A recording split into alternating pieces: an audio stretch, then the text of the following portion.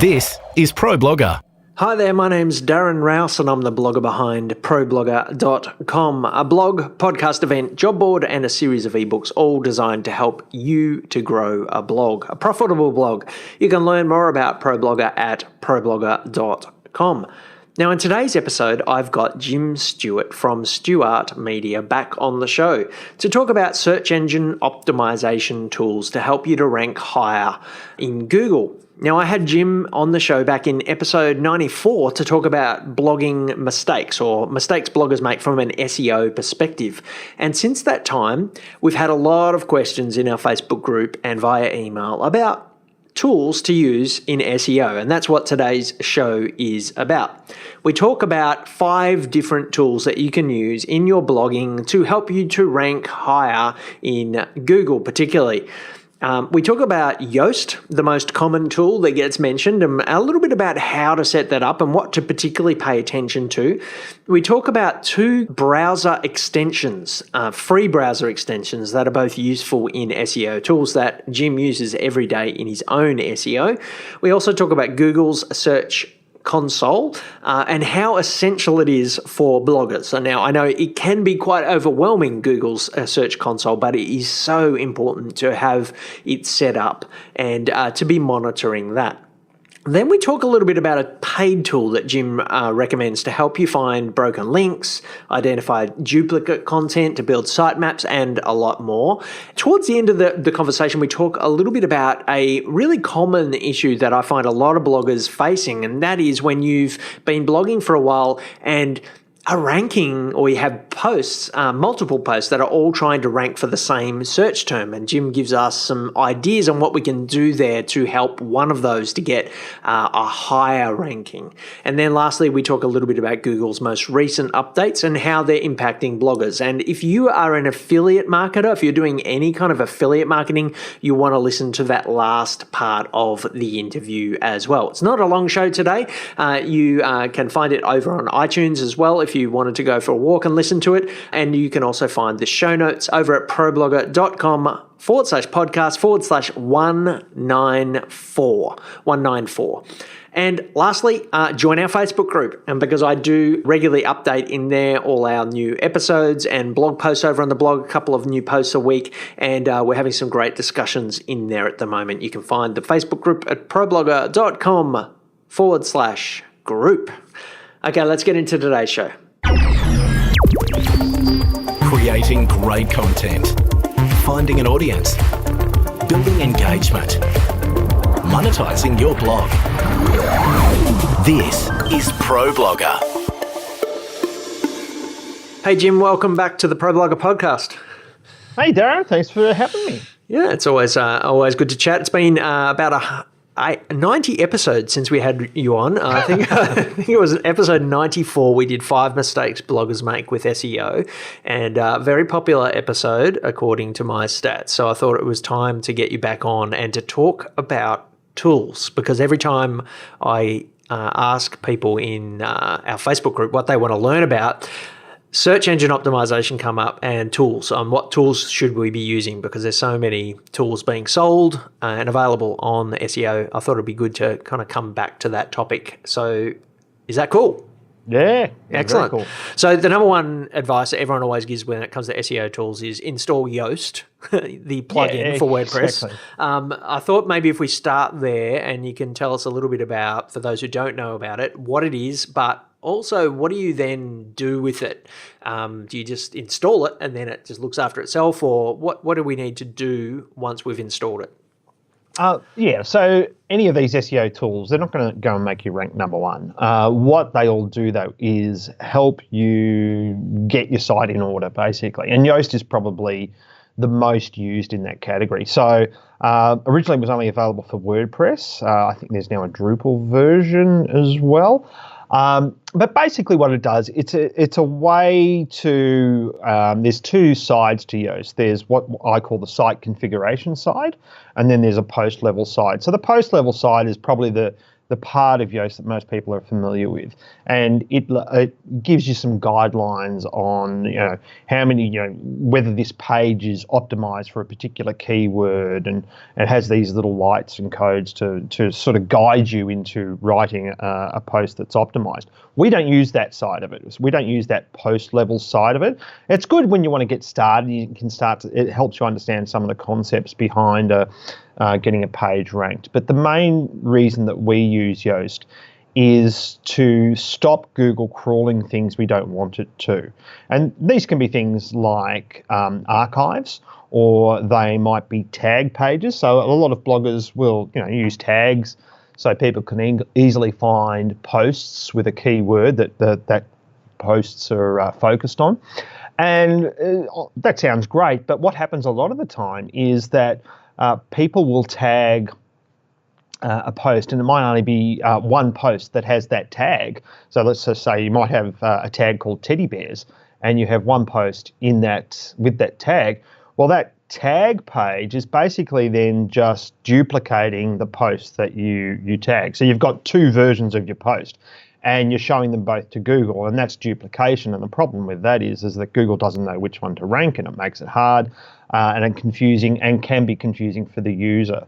So we use Yoast to get rid of a lot of those things. It easily allows you to add things like no index tags to pages that you don't want indexed. It allows you to easily set up Google sitemaps and Bing sitemaps.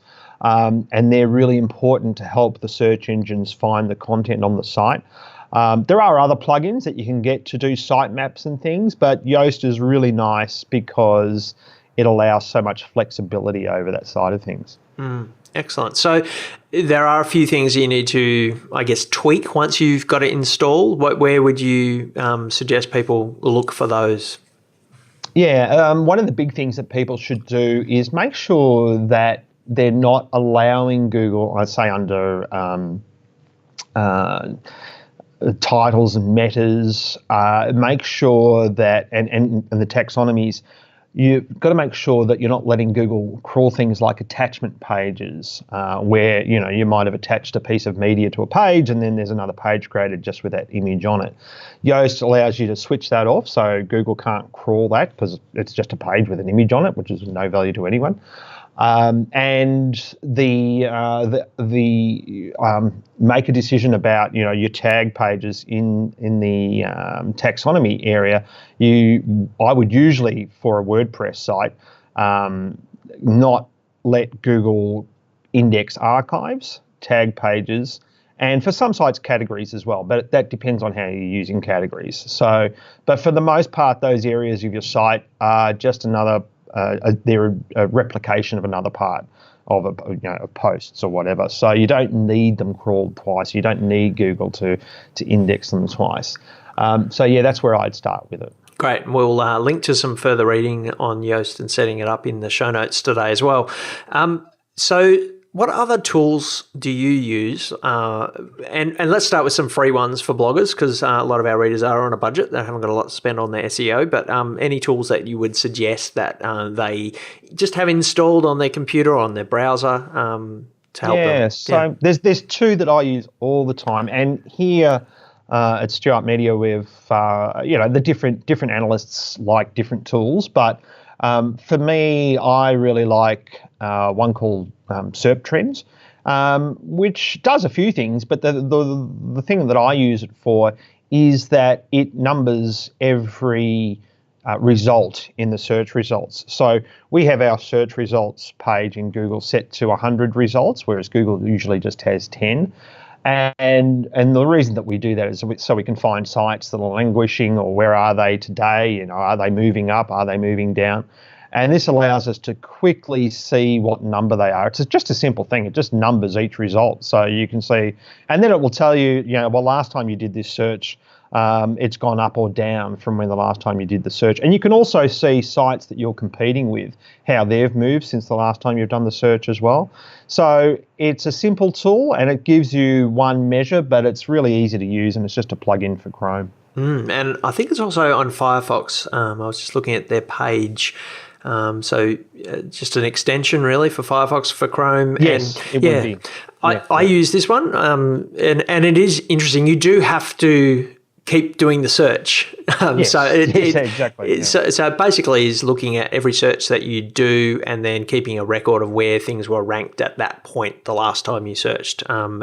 Would you be doing that search every day? Do you have a list of things that you search for every day just so that you can monitor where they are? Yeah, definitely. Yep. So, for instance, and sometimes several times a day, like if we've made changes during the day and refetched it, told Google to go and refetch the page, we'll go and have a look at it, a few hours later.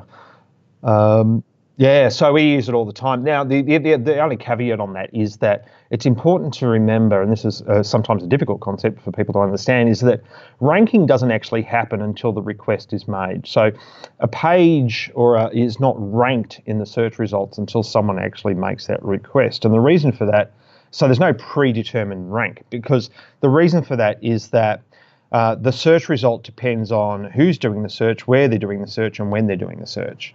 And so you might, if for instance you're in Melbourne today and then you go to New York tomorrow, you're going to get different results in those different jurisdictions. So it just, keep that in mind. Yeah, so it's not you are ranking number 3 for wedding photography tips in the world. It really does come down, and it used to be a lot more global, didn't it? I remember definitely. Back in the day, if you ranked number 1 for something, you were pretty much ranking almost everywhere for it, and that was kind of nice in some ways. Yes, it was. You're listening to Pro Blogger. Okay, so that's SERP Trends, which we'll link to in the show notes. You mentioned another one you use. Yeah, Stylish. So Stylish is actually another plugin for Chrome. I think there's probably one for Firefox as well. It is a design tool, so it allows you to basically put a little bit of code to highlight different things on a page when you hit them. So what we use it for is highlighting where heading tags are on a page, because what happens with a lot of themes, this is the H1s and your H2s and H3s. A lot of themes, they don't use those as they were intended. So they're designed as the description suggests. They're heading tags. They're for headings on posts and subheadings on posts and those sorts of things. And that's how we like to see them used, because that's good document structure. So what this tool does is shows you on a page where, if you configure it in this manner, and I've got a bit of code which I will give you. It's on a blog post, so you can. Yep, we can link to that. Share it, yeah. And it allows you to easily see where a heading 1 tag is. And sometimes with some themes, you'll see that you have a heading 1 tag on every page, and it might be a logo, which really isn't a good use of a heading tag because there's no words in a logo. Obviously, it's a picture, so it doesn't make sense to have it in a heading tag. So it highlights things like that you can see easily, or sometimes you'll have, H5s all down one side on all your widgets, which really doesn't help Google understand what the page is about because you're using the heading tags inappropriately. So it will tend to ignore them in that situation. So if you can use a tool like this to see where your heading tags appear on your site and around, you can start to use them in a way that helps Google understand what the pages are about. So just for those who don't really understand heading tags from an SEO perspective, they are telling Google what to rank what your site is about, and H1 carries more weight, I guess. Is that a simple way of saying it? I try to explain to people. I'll think of it as a good document structure. If you were writing a Word document, you might have a heading 1 at the start of the document. That's your title at the start. Your big title, yeah. Yeah, and then you'll have subheadings, and they'll be H2s. And then if you have a subheading of the H2, it becomes a H3, it becomes indented. It's the same thing for a web page or a blog post. Having that structure is good for the user to read, but it also helps machines understand the importance or what's following the content in the content. So that's a tool called Stylish. I just looked it up. It's userstyles.org is the people who made it, and for me it came up in Store Chrome, but I suspect it will come up depending what browser you're using with a different option there. Again, we'll link to that in the show notes. Now, you also touched on when we were talking earlier, Google Search Console, and this is something that I know a lot of bloggers look at and then become incredibly overwhelmed with and don't really know what to do. So can you give us like the beginner's guide to Google Search Console? What do we do with it? And how important is it that we sign up for that? I think it's incredibly important to sign up for that. It's basically telling you everything that Google knows about your website. It's telling you this is the only place you can get this data. You can't get it in Google Analytics. There's nowhere else you can find this information. It's basically Google saying, here's everything that we know about your site. So it does a lot of things. It'll tell you speed. It will tell you errors on your site. It will tell you what's been indexed on your site. It's where you put your sitemaps after you've used Yoast to set them up. But the most important thing I think bloggers should look at, because it can be a real eye-opener, especially if you've been blogging for a while and you haven't looked at this, go and look at this, because it can open up some massive opportunities for you. And specifically the area you should look at is search analytics. And have a look in search analytics, because that will tell you all the keywords that people have been typing in and that your site has appeared for. Now, it not only tells you if someone's clicked, but it will tell you if your site has just appeared and they haven't clicked. So, for instance, I was looking at a blogger's site this morning, and I've just found about another 30 or 40,000 potential clicks per month we can get to their site just by optimizing 2 phrases. And they're on bottom of page 1 for those phrases. But what the search analytics shows is that there is so much opportunity, because I can see how many impressions there are per month, and they're not getting any, they're getting maybe 5% of that. So it allows you to go and see those. You can see opportunities. You can also see in there which posts are driving that keyword traffic. So you can pick a keyword and then go and have a look at all the pages that have appeared for when someone's typed that in. So, for instance, you might get, as the case with the blogger this morning, you might look at, let's just say it was a chocolate truffle recipe, right? You might go and have a look at that word in search analytics, and you find that there's actually 3 or 4 pages all ranking for that phrase. Well, basically what that does, it dilutes the authority of one page. So in the case of the blogger this morning, they had 10, 11, 12, 13, 14, 15. So they had 5 pages ranking for this one phrase, and they were the only site that had multiple pages. So what our job now is to funnel the authority to one page, so Google ranks that one page higher. And we're not sort of dispersing the authority across 5 pages. But we wouldn't have known to focus on that or even go and search for that had we not looked in search analytics, because it wasn't a phrase, the one we're looking at this morning, that the blogger has said, I really want to rank highly for that. It was only because we had to look at search analytics and we looked at the volume of search, and this is you can use tools like AdWord Planner and those sorts of things as well to get keyword volume. But when you see it in your own site ranking, and you can go and then drill down and see which posts it's ranking for, and you can see the position over time over the last 90 days, it gives you a much better idea, and it's really in your face, and you can sort this data any way you want. It's if you like data, you'll love search analytics. Yeah, and there's so much to dig into there. It can be overwhelming, but do go in make sure you've got your site set up and begin to dabble in there a little bit. It is probably the only place you ever get a message from Google too. True. I'm looking in there now and I can see, a few months ago we got an alert that we were getting a lot of 404 errors. And we wouldn't have known that if Google hadn't told us. So if there is a problem with your site, or if you're being penalised, I think they let you know in there. Yeah. So this is a good place to go digging if you do notice that you're getting a lot less search traffic, because the answer may actually be there waiting for you. Exactly, and it's a good idea to export it, because the traffic, that data only lasts 90 days. It's a 90-day window, basically. So it's a good idea to export it, so you've got a point of reference. and then you can go back and look back at that data as well. How to build and monetize your blog. This is ProBlogger. If our listeners have a little bit of money to spend on search engine optimization, what tool, if you had to choose one, would you recommend they go have a look at and begin to use? To spend money on, you'd have to say Screaming Frog. There is a free level of access, but certainly that one. There's a lot of rank tracking tools out there, but they can be a little bit inconsistent in the data that they provide, because Google's constantly changing the algorithm. So there's a lot of paid tools, and we're just switching with one of our paid tools at the moment because the data on the one we're currently using has become unreliable.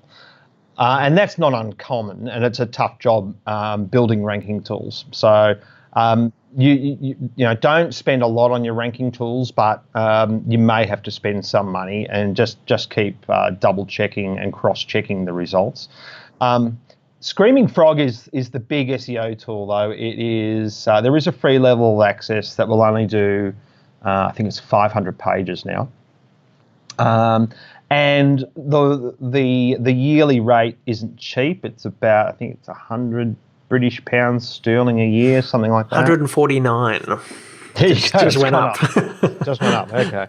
So it's not a cheap tool, but it is the best one out there.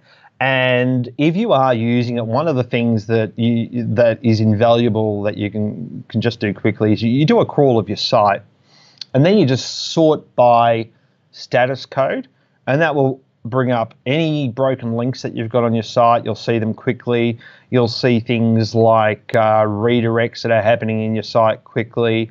It is a very complex tool, but it can give you some very, very simple, valuable information as well. Yeah, so it's basically a crawler. I'm just going off their page here. Find broken links, audit redirects, discover duplicate content, review robots and directives, integrates it with your Google Analytics, and generate sitemaps as well. So it does do some things there that if you are wanting to take that SEO to the next level, it can really help, particularly that finding the broken links. It's tough to find those. I know. Yeah. You got to start somewhere, and that's probably the best tool for it.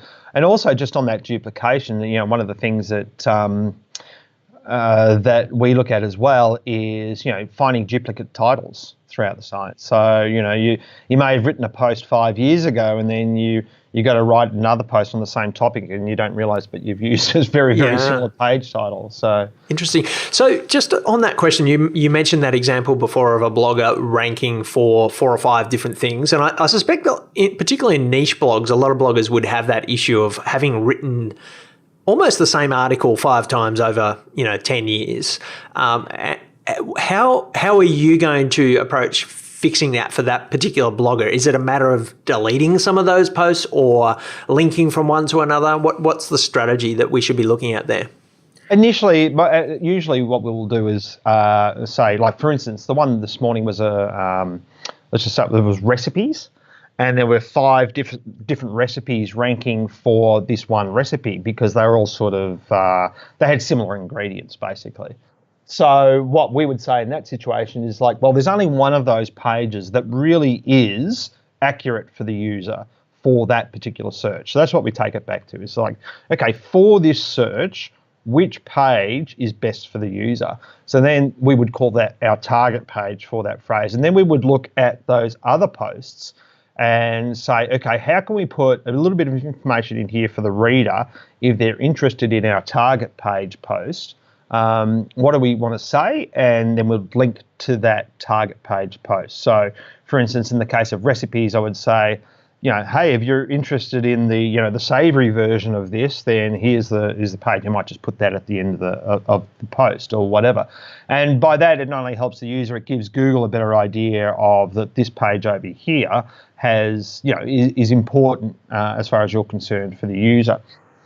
I don't like to delete content unless it's not getting any traffic. If it's not getting any traffic, it hasn't had any traffic for I don't know. It's up to you how you want to judge that. But for me, if it hasn't had any traffic for 6 months, I'm probably going to delete that post because I can't see it adding any value. And I think that's a better experience for the user as well because they're not sort of finding posts that are of no interest or whatever else. So usually we will use interlinking strategies. We will look at that target page and say, can it be further optimized for this page? Have we, are we using descriptive file names in our images and those sorts of things? Is the name of the post exactly what the people are searching for? Is there a difference between singular and plural and all those sorts of things? But typically we try to make the target page more authoritative and then link from the other pages to that page. Great. So work out what you want to rank for, what's most useful, link to that from the other places and optimize that page the best that you can. Yeah. Excellent. Last question, not really tools related, but it came in our Facebook group a couple of times in the last week, is around Google's latest updates. Can you give us a really quick update of what Google seemed to be doing there and how it might impact bloggers? Yeah, a lot of sort of quality type stuff. And when I talk quality, I mean, is this a good experience or a bad experience for a user? And we had, there was someone in your group that got hit back in March and they lost, it was about 80% of their traffic overnight. And it was an update that Google rolled out but didn't announce, and it was probably multiple updates. But what we found was for that particular blog was that they were overusing keywords in all the headings. So pretty much every post had a key phrase in every main heading and every subheading. So like what we're talking before, they would have the keyword in the H1s, the H2s, the H3s, and it was just overly optimized. So he went through and he basically culled a lot of the key phrases that he was using, and all these rankings and traffic came back. And that was globally too. The other one that we've seen is affiliate marketing. So if you're doing a lot of outbound affiliate links, just be careful that they're not deceptive. So the ones that we've seen drop have been ones where you're just reading this article and you click through to this thing and you don't know it's an affiliate link. It's not clear that it's an affiliate link. And it looked like Google was sort of punishing those sorts of sites because when they took away the affiliate links, their rankings came up. Now, that isn't to say you can't have affiliate links, but just don't be deceptive that, hey, this is an independent, make it clear that, Sure, there might be a relationship. Yeah, which is legal anyway. So that's interesting. Yeah, there you go. Yeah, very good. Thanks for that. Where you have your own Facebook group, and as much as we keep promoting people to come and join ours, we actually quite often recommend yours as well. So do you want to tell us a little bit about that and where people can find it? Yeah, so it was after the PB event last year, and I came away thinking, I need to set up a group to go further in depth with SEO, because we've got a short course at the moment as well. And the idea of the group is just throw your site in there, tell us what you're doing, what problems you've got. We do live training fortnightly in there as well, and it's all free. We do have paid products if you just want to cut to the chase. But yeah, we'll go and have a look at your site. There's a team of 20 of us here in the office, and if I can't get to the site, someone else will. That's great. So that's called the Bloggers SEO Support, and I'll link to that in our show notes as well.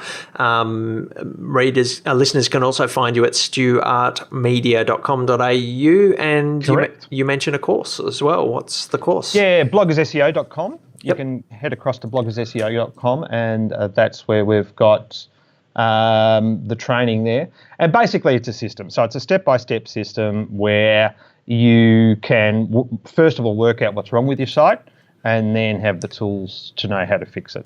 Excellent. And I will link to that in the show notes as well. I'm not an affiliate, so I'm just disclosing that so Google doesn't penalise me. I should make you one.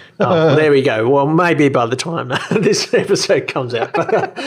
Thanks so much, Jim. Appreciate your time today, and we'll get you one in another 90 episodes. No worries. Thanks, Darren. Thanks, mate. Okay, bye. This is ProBlogger. I hope you enjoyed listening to today's show with Jim Stewart. You can find Jim and more of what he does over at StewArtMedia.com.au and his Facebook group, Bloggers SEO Support. Now, I'll be linking to Jim's site, his course, his Facebook group over on the show notes today. It's at problogger.com/podcast/194.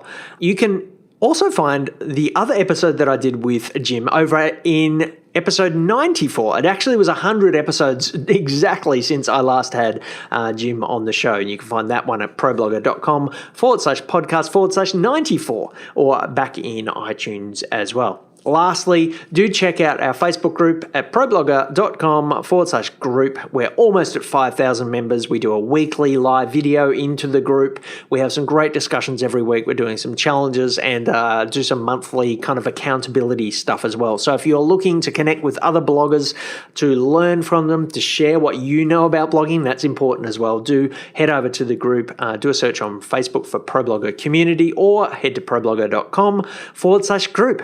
I look forward to chatting with you next week in episode 195, where I'm pretty sure we're going to be talking about a tool that we use at ProBlogger on creating an editorial calendar, and that helps us to really work as a team together, but also plan the content that we are creating. I'm going to have Lainey on the show, who works with me on the ProBlogger team, to talk about this particular tool. Look forward to chatting with you next week on the ProBlogger podcast. You've been listening to ProBlogger. If you'd like to comment on any of today's topics or subscribe to the series, find us at problogger.com/podcast. Tweet us at ProBlogger. Find us at facebook.com/ProBlogger or search ProBlogger on iTunes. Before I go, I want to give a big shout out and say thank you to Craig Hewitt and the team at Podcast Motor, who've been editing all of our podcasts for some time now.